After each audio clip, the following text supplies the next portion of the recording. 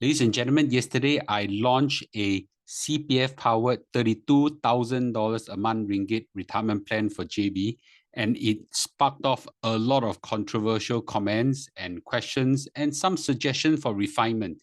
So today I will want to address some of this concern and also bring in some of these refinements for the plan to let everybody take a look. So I've coined up this term CPF-RM32k.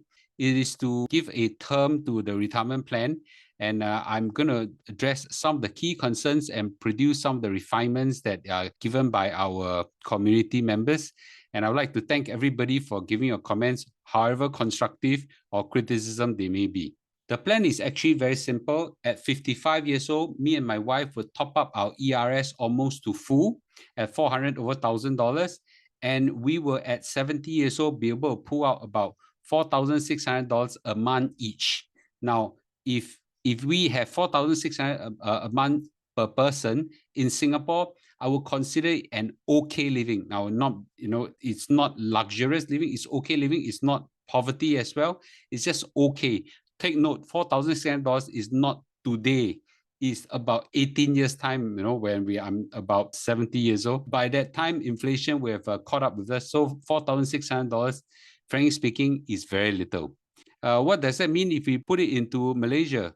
This would mean that the amount of money would then translate to $4,600 times 2% times 3.5 ringgit exchange rate today. That's based on today.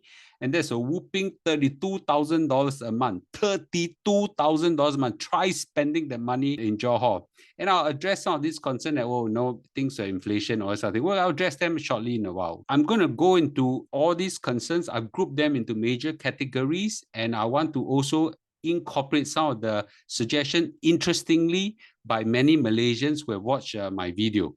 So first of all, there are many people who actually said, Mr. Lu, your estimates for your JB living in 18 years' time are wrong. Some of them on the upside, some on the downside. But let's take a look at some of these comments, shall we?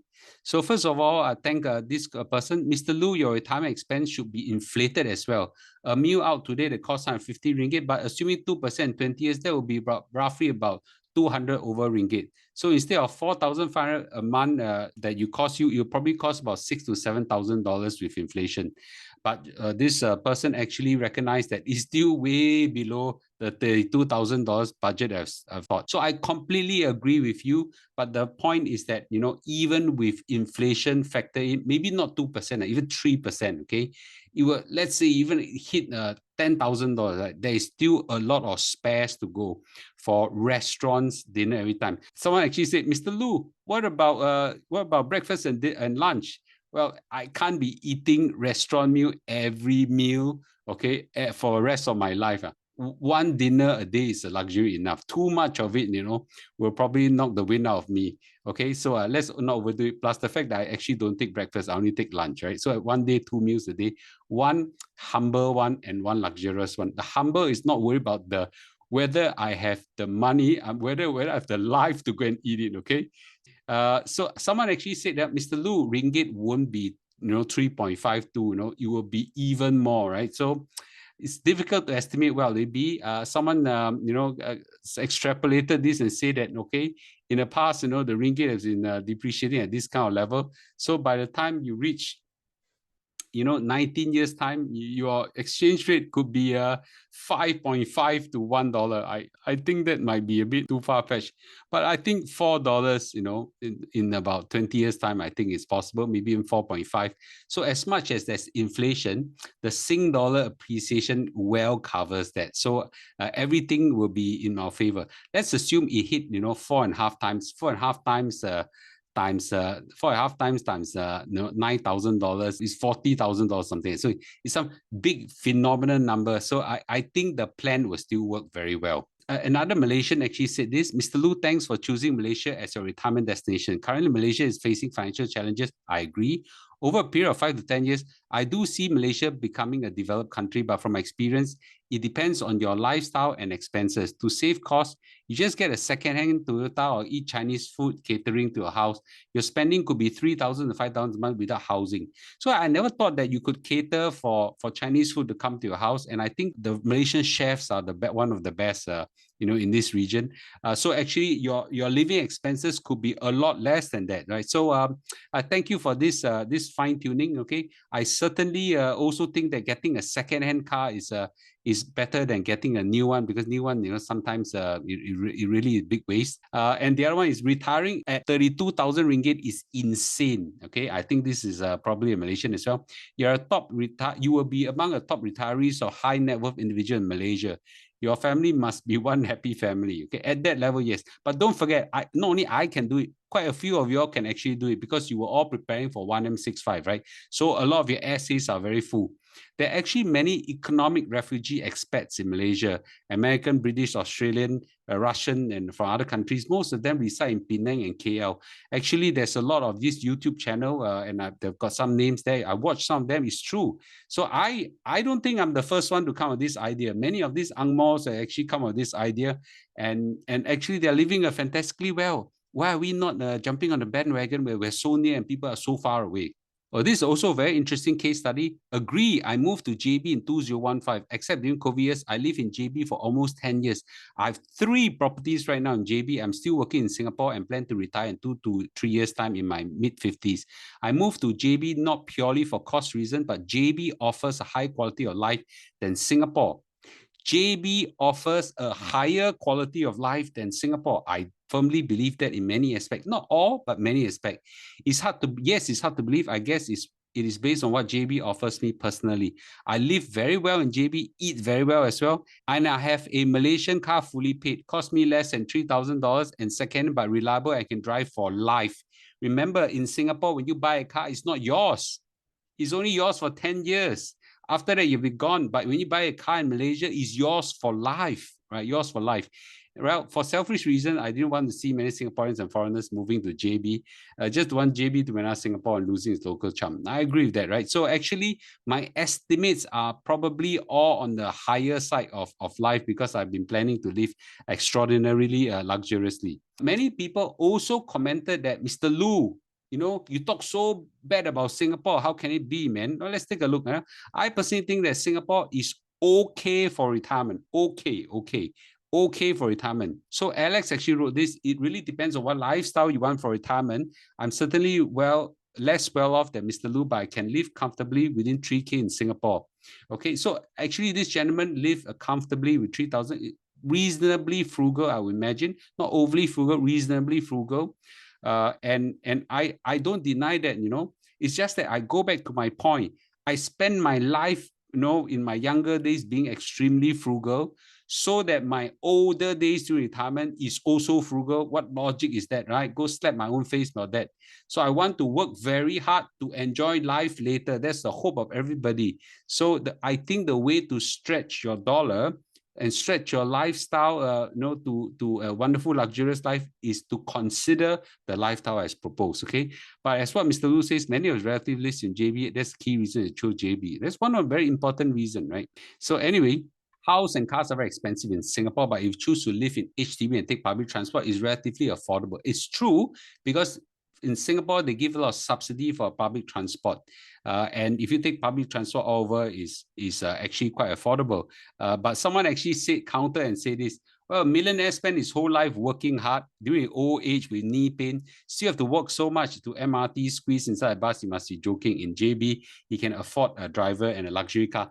I think this person exactly caught what I mean, okay? So what we want is luxury, okay, after working very hard in our younger days, right? So I mean, we can choose to be frugal as well. And as actually a lot of people live very frugally because their whole life has been frugal. It's very difficult to suddenly switch to luxury, right? But you know what? I think I can, okay? I think I can, maybe you can't. I think I can, meaning that, if you have been, it's not so much about money, but if your whole life have accumulated a lot of money and you want to spend and you don't know how to spend them, I can teach you how to spend. Spend money, very easy to teach, okay? Save money, invest money, very difficult to teach. That's my opinion. So there's some people actually commented that, wow, even Mr. Lu so rich, also cannot retire in Singapore. How can I do it, right? Well, in Singapore, If you want to retire with a simple lifestyle, you can, right? Government take care of you very well in public hospitals, in polyclinics, take care of you very well in public transport, some CDC vouchers and all sorts of stuff, right? I'm a little bit more greedy. I actually want to live luxuriously and comfortably when I retire, not just a normal, ordinary retirement, right? So this is how I chose my life to be in my retirement. So it's really up to you. Well, there's a few comments about ERS, right? Some people say, no, Mr. Lu, why you can put money in the ERS? S&P will give you so much return, right? For example, a comment is for the additional 240,000 to ERS when you reach 55, would it be better to put this sum into S&P 570? The returns on the average of 10% will be per annum on timely withdrawal will be much better than to last you until 90 or 95 years old, okay? And so on. So actually the answer is yes, okay? Yes, except that when you reach 70 years old, your ability to take volatility actually reduces tremendously. That's number one, okay? And so therefore, the certainty of CPF life type payments is actually very important. And the second thing is that I've already allocated enough funds for S&P 500. You've seen some of my S&P 500 allocation, and I've got NASDAQ as well, some business investment. As part of my portfolio allocation, I think it's actually wisdom for me to put a part into more certain expenditure. So in that sense, whatever the other wealth that I've accumulated, that could be, for more investment for my playtime, but this part must be a certainty, right? It must be certainty. I would like to have some certainty. Some people actually said that CPF life is not 100% certain. Yes, that's true, but it's more certain than the volatility of my stocks. As you reach golden years, above 70s or things like that, you cannot take so much volatility risk anymore. Johnny actually said this, that Mr. Lu, assumption one can live to 70 years old to draw $4,000 a month is a big assumption. I don't know whether it's a big assumption for you, but I think for most Singaporeans, it's actually a small assumption. Our Singapore lifespan longevity is 80 over years old right now. So if you only assume you can live to 60 plus and 70, then something must be wrong with your assumption, right? So you ought to live healthily and happily. So I actually exercise a lot. I walk 12 to 13 kilometers a day. I do at least 40 push-ups a day and 100 legs raises and all sorts of stuff. So I keep myself very healthy and very fit. I do my regular health checkup and things like that. So I think that I will live long, okay? The only way to extract a lot of money out of CPF life is to outlive everybody, right? So I work towards that plan. I may not succeed, but I think this is a plan that I will definitely take on. The two biggest concerns that everybody had in their mind, in their comments, is always safety and traffic jam. These are the two big issues. Let's talk about safety, shall we? So this guy was very frank. Mr. Lu, your tao now wholesale. Actually, that's very direct, okay? If you are retiring in JB, you should be low profile. Avoid making yourself a potential target for robbery. Remember, these criminals are watching YouTube as well. First of all, I appreciate your concern for my safety. I truly do. Second of all, this is a plan that I'm going to execute in 18 years' time. Okay, so it's 18 years' time. So whoever the criminal or robber is must be very patient to wait for me for 18 years. Someone's actually said this as well. They don't wait until 18 years. They know where you stay. They know your face right now. Well, you know what? I actually stay most of my time in Europe. Right now, I'm in Europe, okay? Most of my time, 80-90% of my time in Europe. So for that few days a year of a few days every quarter, I spend my time in Malaysia. They got to wait a long time for me to appear, okay? Besides, you may not know this, my house is almost empty, okay, because it's a holiday house right now. And my neighbors, okay, are far richer than me. Why I know that? Lamborghinis, Ferraris, Mercedes, where I come in some Honda, in a small Honda diesel car. I actually quite paiseh. I drive this kind of car there, So let's get real, okay? I'm the least likely person to be targeted compared to all my neighbors. Plus, my house is guarded and gated. There are 2 levels of security, right? One big wall with security and a second wall with security. I think there's quite a lot of difficulty for the criminals to target me. So safety is more important. I totally agree. That is where I draw the contingency plan that If I need, I'll hire a bodyguard in my retirement days. Plus, this bodyguard can double up as my driver as well. In my 70s, I may not want to drive, right? So, it's always good to someone to take care of you when you're old. So a bodyguard may not be a bad thing, right? So it cost me $6,000-7,000 or maybe $8,000 a ringgit at that point of time. It may be a good expenditure to take on, if you want to have a peace of mind. But I seriously don't think it's necessary. It's just an option. I'll evaluate in 18 years' time whether I want to do it or not. In 18 years' time, a lot of things can change. Maybe JB become much safer. Maybe JB become more expensive. I don't know, right? But this option is there. Just like this whole plan is there as an option.